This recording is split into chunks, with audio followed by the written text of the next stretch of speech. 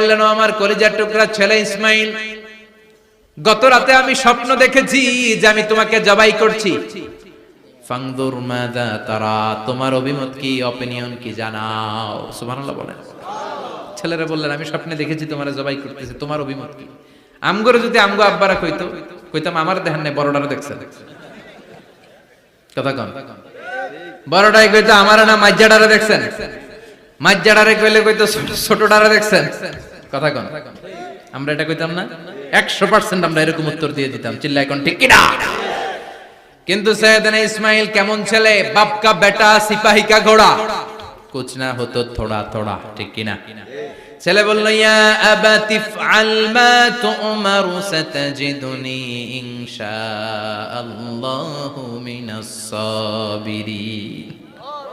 কি ছেলে, আমগডিও পোলা ওইটাও পোলা, পার্থক্য আছে না?